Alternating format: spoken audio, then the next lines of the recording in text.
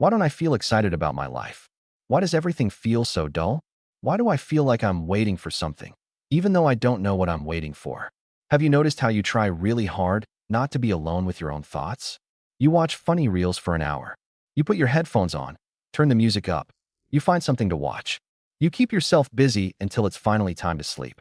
And for a little while, it works. You don't have to think about what's bothering you. You don't even have to know what it is. But then the music ends. The screen goes dark. Your mind gets a little bit of quiet. That same heaviness comes back. Not because something terrible happened today. Your life is actually fine. And that's what makes it worse. You have no obvious reason to feel this sad. And you keep distracting yourself because sitting with that emptiness feels uncomfortable. But the problem is, you can't scroll your way out of a feeling your mind has been trying to get your attention about. And there's a reason this happens.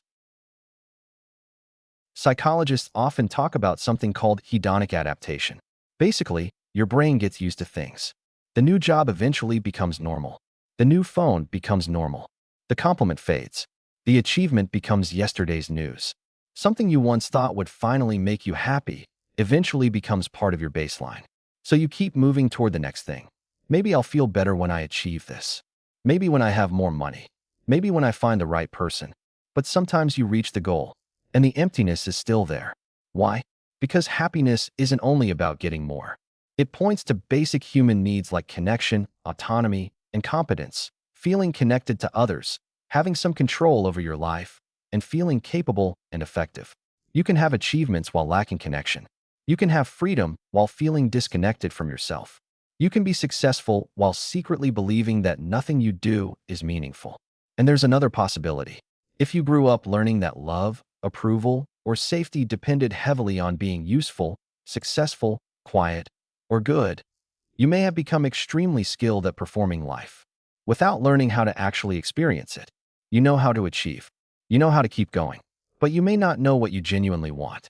And that's where the emptiness becomes confusing. Imagine someone named Sarah. Sarah is doing everything right. She studies hard. She gets good grades. She spends years preparing for one big goal, getting into a prestigious university.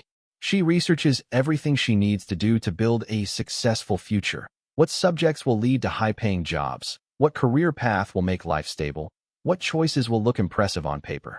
She never really stops to ask herself what she actually enjoys. She just keeps asking, what will make my life easier later? She gets in a prestigious university. Everyone celebrates. Her family is proud. Her friends say, you did it. You're so lucky. You must be so happy. And she smiles and says, yeah, I am. But inside, she feels overwhelmed. The workload is harder than she expected. She starts falling behind. In school, she was one of the brightest. Here, she feels average, sometimes even lost.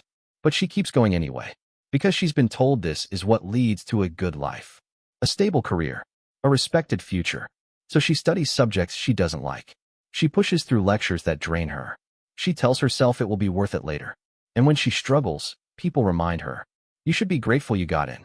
A lot of people would kill for this opportunity. So she keeps quiet, keeps going, keeps performing. But when she's alone, there's a strange emptiness she can't explain. So she sets another goal, then another, because she's unconsciously learned something. If I keep moving, I don't have to feel what's underneath. This doesn't mean Sarah is ungrateful, and it doesn't necessarily mean she's depressed. Sometimes the problem is much quieter. She simply spent so much time asking, what should I do to build a good career? That she stopped asking, what actually makes me feel alive? And this is why simply telling yourself to be grateful often doesn't solve the problem. Gratitude can coexist with emptiness. You can appreciate your opportunity and still feel disconnected from yourself.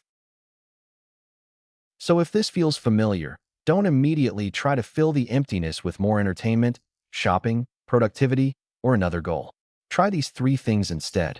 First, ask what you're missing, not what you're lacking. Instead of asking, what's wrong with me? Ask, what have I not felt enough of lately? Connection? Rest? Purpose? Play? Freedom? Being understood? The answer may tell you more than another achievement ever will. Second, do one thing that has no productivity value. Take a walk.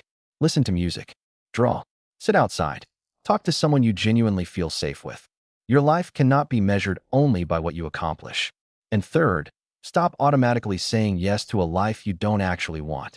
Sometimes emptiness isn't asking you to get more. It's asking you to become more honest. Maybe there's a relationship draining you. Maybe you're living according to someone else's expectations. Maybe you've outgrown a version of yourself that you're still trying to maintain. So tonight, ask yourself one simple question. If I didn't have to impress anyone, what would I want my life to feel like? Don't rush to answer it. Just sit with it. Because sometimes the emptiness isn't a sign that your life is meaningless. Sometimes, it's the quiet space where a more authentic life is trying to begin.